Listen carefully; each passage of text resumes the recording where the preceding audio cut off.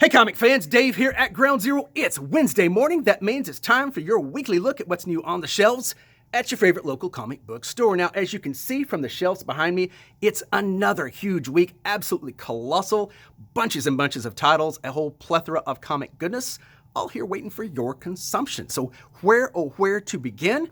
Well, we'll start with DC and Action Comics and Detective, both in this week. What's so special about these iconic flagship titles, you ask? Really not a thing, except they've been going for 80 plus years. That's special enough in itself. The tradition continues. Speaking of tradition and continuing, Harley Quinn gets another new #1, brand new series for her. It's, I don't know, the 5th, 6th, 7th. I lost count several series ago, but Infinite Frontier means DC can relaunch a bunch of titles as they wish, and Harley Quinn is one of those. In this case, I don't particularly like the art. So, but, come in and take a look. It's Harley Quinn. Everybody loves Harley. Also brand new from DC is Teen Titans Academy, also spinning out of Infinite Frontier.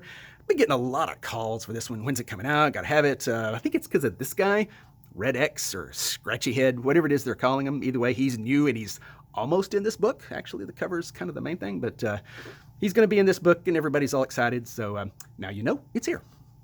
One more from DC, because I love mentioning this one, and that is Batman Black and White, because I'm all for truth in advertising, and this has got it, because it's got Batman in it, and it is in black and white. You can't get any plainer than that. If only Marvel could do something just like this. Moving on to Marvel. Carnage, Black, White, and Blood, because that's the kind of company Marvel is. They take DC's concept and go one better, adding an extra color or bodily fluid, however you want to think of it.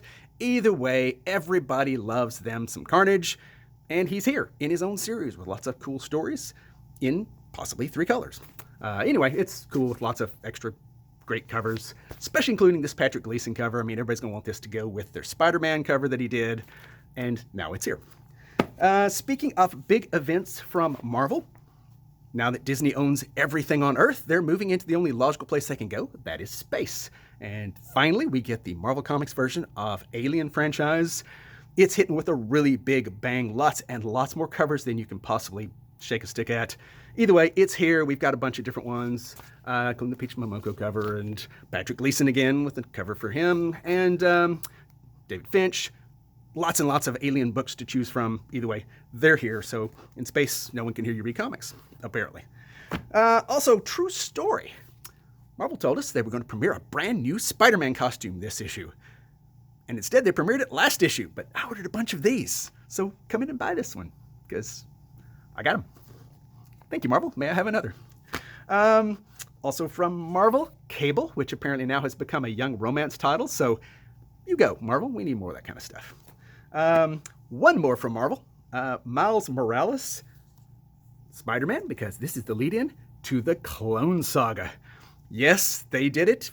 I don't know if it was a drunken bet with DC Comics or if DC Comics just double dog dared them, but either way, they're taking a character everybody loves and bringing the series everybody hates. Clone Saga coming to Miles Morales. Don't worry, I'll be mocking it when it comes out. Some rehashes, new printings, whatever you want to call it. Berserker in particular, the news broke that Netflix was going to do a Keanu Reeves produced and starred in Berserker movie, followed by, they're calling it an anime, but I think the word they really want is animated.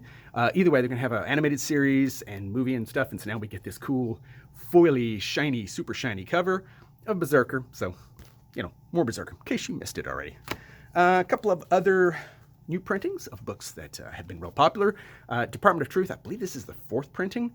Either way, it gets a little less color each time, but it's been a really popular series, so if you missed it and want to get the floppies, this is the way to do it. Also, Crossover. Now, I got in a lot of copies of Crossover. I sold a bunch of them, but just in case you missed it, this book is really worth checking out. We get it with a new color variation cover, so come in and check that one out too. One more, and actually I got a whole bunch, because I got Ha Ha and bunch of other stuff too, but Stray Dogs hit a few weeks ago. I was surprised how quickly it sold out, and apparently so was Image, so now they have another new cool red cover version of that. So if you haven't checked it out, you can now. Moving on to trades, Deceased. This way we get all the DC zombie goodness, but now in a somewhat more affordable trade paperback, so it's here. By all means, come in and check those out. Moving on to much cooler books. We only find them when they're dead. Al Ewing has really done a great job with this one. Cool little sci-fi series. If you haven't had a chance to look at this one yet, please do. It's really good. Now in an affordable trade paperback version, so I highly recommend it. Also from two of my favorite writers, Scott Snyder and Charles Soule, Undiscovered Country. This has been an unusual series, but we're now on the second volume of it. I think that probably wraps it up or gets pretty close to it. Either way, definitely interesting, so worth a look. So, what's left that I particularly try for? This big, massive Swamp Thing volume. Scott Snyder did a really good run on it, and when he left that book, I thought it was bound to be awful and wouldn't be very good, but then Charles Soule came along and did a really good run. Well, this collects the whole whopping thing, all in one big, expensive hardcover book. But honestly, if you like Swamp Thing at all, this is definitely a must-have. Worth reading, and you can kill as many insects, even Texas-sized insects can be killed with this one. That's pretty much it, at least I'm going to mention. It is also previous week, so you know the score on that one. Come in, take a look at all the new comic goodness that's coming out in a couple of months. This is the way to do it. Folks, that is our quick look. I have barely scratched the surface. So much other stuff. Come in, take a look, and as always, remember, it's not about having what you want. It is about wanting what you have. Stay safe, everybody.